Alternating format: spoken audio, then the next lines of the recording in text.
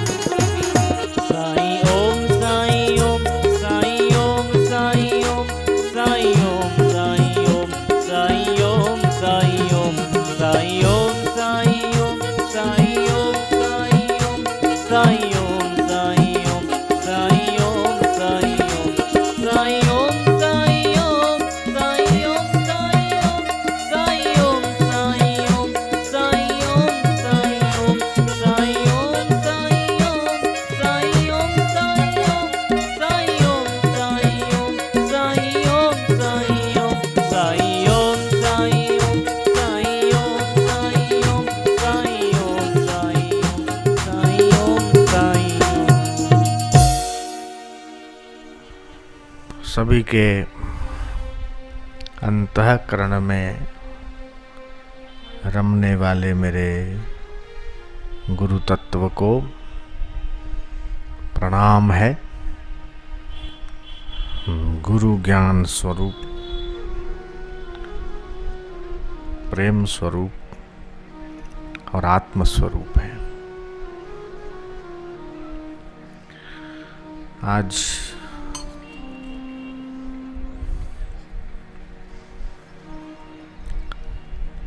कर्म को कैसे कुशलता से संपन्न किया जा सकता है, इस विषय पर प्रकाश डालेंगे। कर्म में कुशलता ही योग है। योग क्या है कि कर्म में कुशलता। और श्रीमद् भगवत गीता जो स्वयं पद्मनाभ श्री कृष्ण के मुखारविंद से निकली। बछड़ा अर्जुन है, उपनिषदें गाय हैं, दोहने वाले श्री कृष्ण हैं। और ये 700 श्लोकों की गीता मानो निचोड़ है वेदों का। आज दूसरे अध्याय का 50वां श्लोक मैं आपको बुलवा रहा हूँ। मैं बुलवाता हूँ, आप बोलेंगे। जो बात भगवान श्री कृष्ण के मुख से निकली, आपके भी श्री मुख से निकले। बुद्धि युक्तो जहाति है, बुद्धि युक्तो जहाति है, उभे सुकृत दुष्कृते, उभे सुकृत दुष्कृते।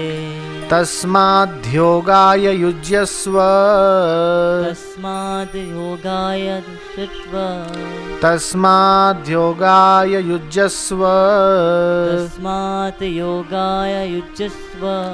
योगः कर्मसु कौशलम्, योगः कर्मसु कौशलम्, योगः कर्मसु कौशलम्।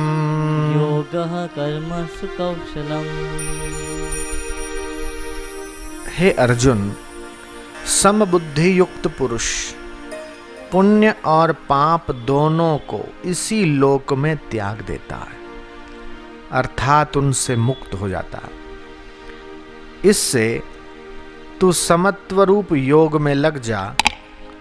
यह समत्व रूप योग ही कर्मों में कुशलता है, अर्थात कर्म बंधन से छूटने का उपाय है। बहुत ऊंचा, बहुत गहरा और चालू व्यवहार में, संसार के काम में उसके पुण्य और पाप दोनों से मुक्त करने की युक्ति समझाने वाला ये बहुत ही ऊंचा श्लोक है। इसका अर्थ भी बहुत गहरा है। कोई नहीं चाहता कि मेरे जीवन में दुख आए, लेकिन फिर भी दुख बरकरार है।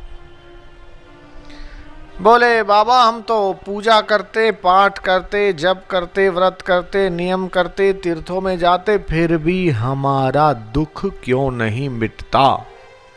ये साधारण जनता का प्रश्न रहता है सदा। आखिर हम ऐसा तो क्या उपाय करें जिससे हमारे जीवन में कभी दुख आए नहीं? जयराम जी की बोलना पड़ेगा। ये आप सभी का प्रश्न है। जो इस बात से और इस प्रश्न से सहमत है वो हाथ ऊपर करें। बहुत ठीक है, आप सभी का प्रश्न है और आपका केवल नहीं है, ये करोड़ों लोगों का प्रश्न है। दुख से बचने का ऐसा ठोस उपाय हमको बताइए कि जिससे हम कभी दुखी हो नहीं, दुख हमें छुए नहीं।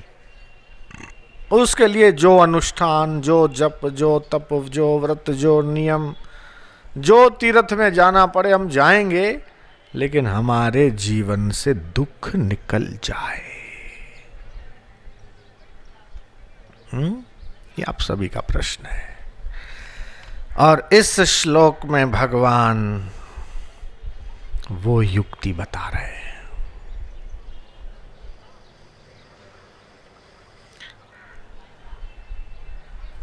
हे अर्जुन, समबुद्धि युक्त पुरुष पुण्य और पाप दोनों को इसी लोक में त्याग देता है। अगर पाप चाहोगे तो पुण्य को भी चाहना पड़ेगा। अगर पुण्य का फल भुगतना चाहते हो तो पाप का फल भुगते बिना भी रह नहीं सकते। एकमात्र ये समता ही है जो तुम्हें पुण्य पाप दोनों से छुड़ा देती और सुख दुख दोनों से तुम्हें एक आगे के लोक की, ऊपर के लोक की यात्रा करवा देती है। इसलिए समता। योगः कर्मसु कौशलम। समता एक ऐसी विद्या है जिससे संसार में रहते हुए भी संसार से निर्लिप्त, जैसे कमल का पत्ता पानी में रहता है फिर भी पानी से ऊपर, कमल कीचड़ में खिलता है, उसकी जड़ कीचड़ में, लेकिन फिर भी वो पानी से ऊपर रहता है। ठीक उसी प्रकार भगवान और भगवत प्राप्त महापुरुष आपको जीवन को जीने की कैसी युक्ति दे देते हैं जिससे संसार रूपी कीचड़ में रहने के बाद भी संसार के दलदल से आप सदैव ऊपर रहो, निराले रहो। वो युक्ति सिखाते हैं। संसार को गाली देने से काम नहीं चलेगा, इसकी बुराई करने से काम नहीं चलेगा। इससे निर्लिप्तता की युक्ति सीखने से यही संसार फिर स्वर्ग जैसा हो जाएगा।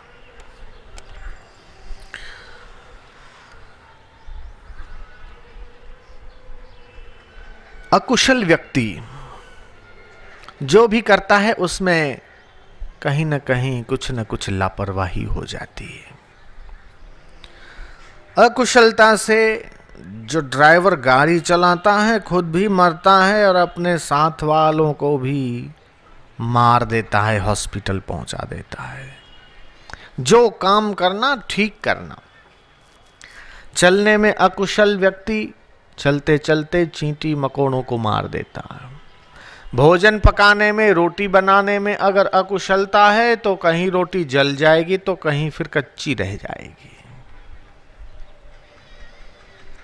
बोलने में अगर अकुशलता है तो झगड़े हो जाएंगे, जेल की हवा खाएंगे, कोर्ट कचहरी में घसीटे चले जाएंगे।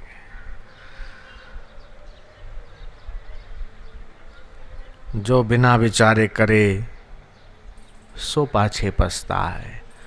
अतएव मन को तो समता में स्थित रखना और जो भी काम करना कुशलता से करना, ठीक से करना, लापरवाही से नहीं, बेदरकारी से नहीं, काम बिल्कुल ऐसा करना कि परफेक्ट, झाड़ू भी ठीक लगाना, कपड़े भी ठीक धोना, भोजन भी चबा चबा के खाना। सोते वक्त भी कुशलता यह है कि पूर्व दिशा या दक्षिण दिशा की ओर सिर रख के सोना। उठते वक्त कुशलता यह है कि बाईं करवट लेकर उठना, दोनों हाथ देखना, हे भगवान अच्छा हुआ आपकी शक्ति से हुआ, जो भी कुछ गड़बड़ है मेरी गलती से हुआ, हमारी गलती को मिटाने वाले आप हो, बल दो, हिम्मत दो, शक्ति दो, हमारे कार्यों में कुशलता आए। हर वक्त हर परिस्थिति में अपने मन को, अपनी बुद्धि को भगवान में लगाए रखना, ये कुशलता है। कर्म ही पूजा, कर्म ही योग, ये कुशलता अगर अपने कर्म में मिला दी तो वो कर्म नहीं, वो कर्म योग हो जाएगा। सत्संग सुनने में कुशलता की, सुनते वक्त इधर उधर मन न जाए, एकदम ध्यान से।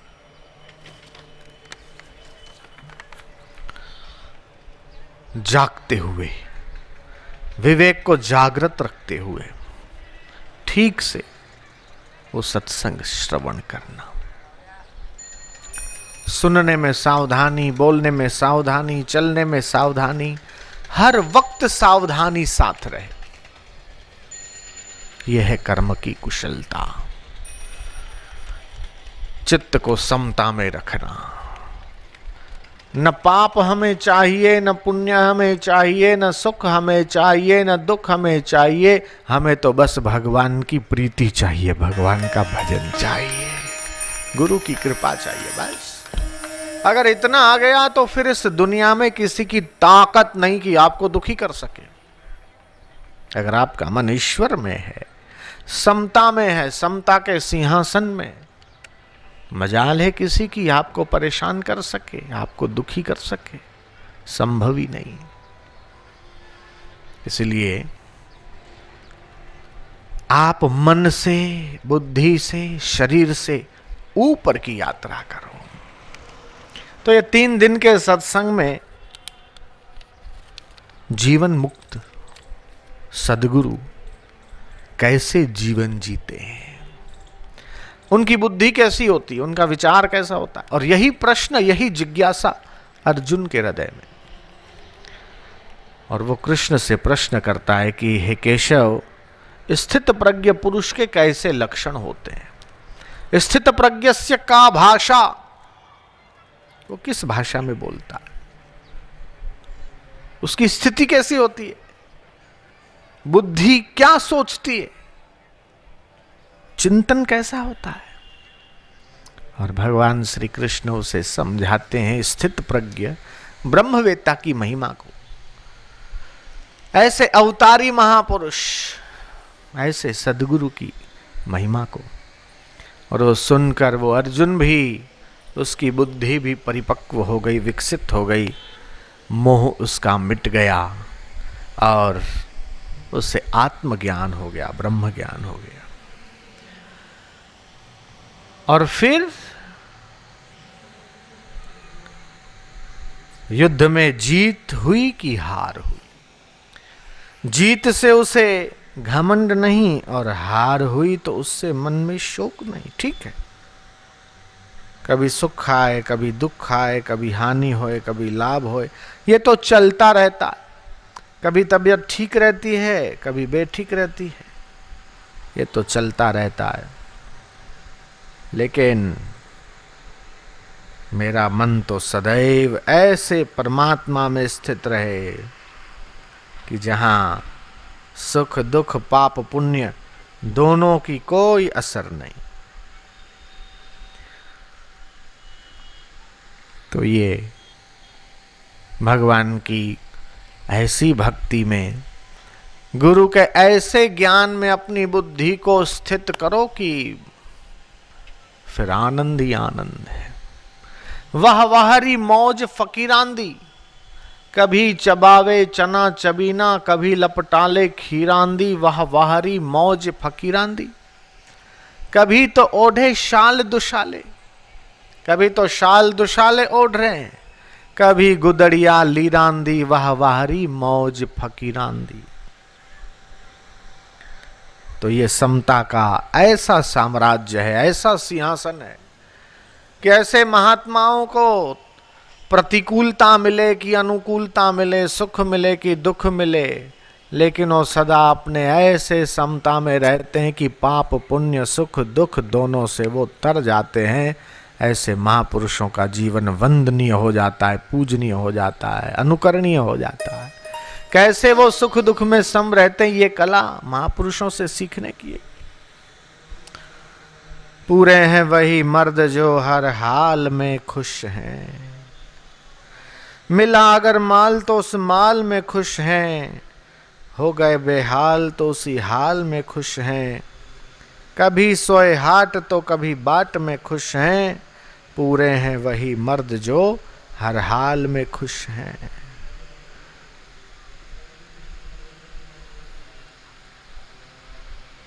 हर जगह उसी प्यारे की छवि उनके आगे विद्यमान है। तू ही है जो कुछ है सो तू ही है, तू ही क्रिया तू करतार, तू ही त्रिया तू भरतार, तू ही सृष्टि का विस्तार, तू ही सब वेदों का सार, तू ही कपड़ा तू ही सूत, तू ही मात पिता अरुपूत, तू ही बन गया पांचों भूत, तेरी है सारी करतूत। तू ही है जो कुछ है प्रभु तू ही है। तू ही विषयों का पांचों भोग, तू ही समता तू ही योग, तू ही काटे भव का रोग, तू ही सतसंगत का जोग। तू ही है प्रभु तू ही है। तू ही माटी तू कुम्हार, तू ही सोना तू ही सुनार, तू ही बढ़िया तू व्यापार, तू ही चमड़ा तू ही चमार, तू ही श्रोता तू ही व्यास, तू ही श्रद्धा तू विश्वास, तू ही सबका है प्रकाश, तुझ में सब भूतों का वास। तू ही निर्गुण तू गुणवंत, ना कोई तेरा आदि अंत, तू ही धारे रूप अनंत, समझे कोई विरला संत। मन की हलचल तू ही है, मन की हलचल तू ही है, बुद्धि निश्चल तू ही है, निर्बल का बल तू ही है, साधन का फल तू ही है। मैं भीतर तू ही है, तू भीतर तू ही है, यह के भीतर तू ही है, वह के भीतर तू ही है, बाहर भीतर तू ही है, भीतर भीतर तू ही है, सबके भीतर तू ही है, तेरे भीतर तू ही है, तू ही है, तू ही है। वो हट जाता है और वो ईश्वर ही सर्वत्र प्रकट हो जाता है। फिर उसको कैसे कहो दुख हुआ, कैसे कहो कि उसे तकलीफ हुई, कैसे कहो उसे प्रतिकूलता हुई। वो तो हर वस्तु में हर व्यक्ति में उसी प्यारे की झांकी करता है। कोई अच्छा कहे तो वाह वाह, कोई बुरा कहे तो वाह वाह, सम्मान दिया तो वाह वाह, अपमान दिया तो वाह वाह। उसी प्यारे का जो दिया हुआ है उसी का सब रूप है। ऐसी जिसकी दृढ़ निश्चयत में का बुद्धि हो गई, समता में जो स्थित हो गया, उसे भला इस त्रिलोकी में किसकी ताकत है कि उसे दुखी कर सके? उसे कर ही नहीं सकता।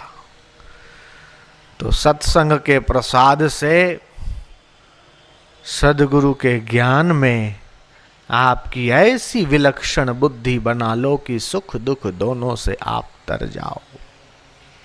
बुद्धि युक्तो जहाती है उभे सुकृत दुष्कृते,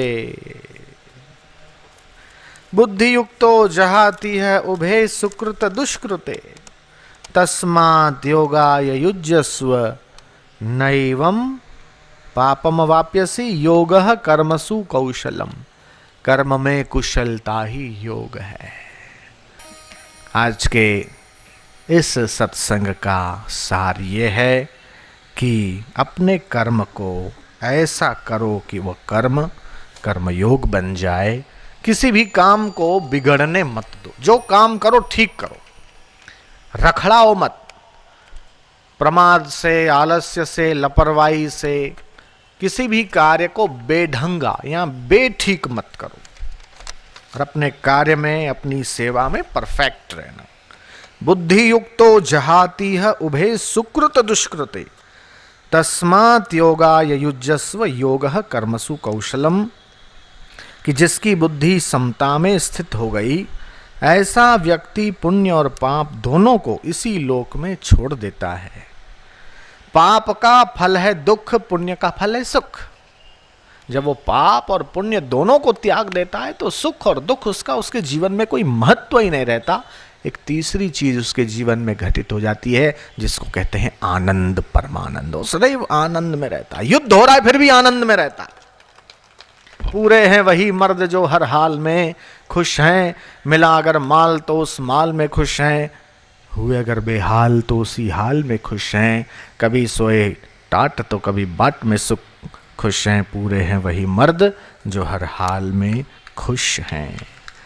तो समत्व रूप योग में अर्जुन से कहते हैं कि तू लग जा। ये समत्व रूप योग ही कर्मों में कुशलता है, कर्म बंधन से छूटने का उपाय है। ये समता की विद्या ऐसी है कि संसार में रहते हुए भी संसार से निर्लिप्त, जैसे कमल का पत्ता जल से उत्पन्न होता है पर जल से निर्लिप्त रहता है, ऐसे ही संसार में रहते हुए भी कर्मों के लेप से निर्लिप्त रहने की युक्ति हमको आत्मसात करनी चाहिए। हंसते खेलते ये सत्संग में ऐसे ऐसे जो हैं अमृत कण, ऐसे ऐसे हीरे मोती दिए जाएं कि जिनमें से कुछ भी हीरे मोती अगर अपने गठरी में बांध लिए तो जीवन माला माल हो जाता है। अनुभव बताने बैठे हैं तो इतने सारे अनुभव हैं। मेरे दीक्षाली मेरे जीवन में ये चमत्कार हुआ। मेरे पहले किराए का घर था, अब अपना घर हो गया। मेरे नंबर ठीक नहीं आते थे, अब पास हो गया। कर्जा था, कर्जे से मुक्त। ऐसे कितने कितने चमत्कार हुए हैं सत्संग में आने के बाद। संत की कृपा का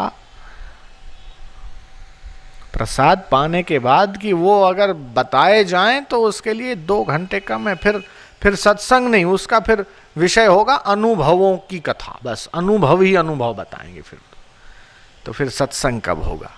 इसलिए इस सत्संग की महिमा को जानकर इसके प्रसाद से परिप्लावित होने के लिए जो प्रयत्न करते हैं वे विवेकी हैं, बुद्धिमान हैं, खुद तो तरते हैं, अपने कुल खानदान को भी तार लेते हैं।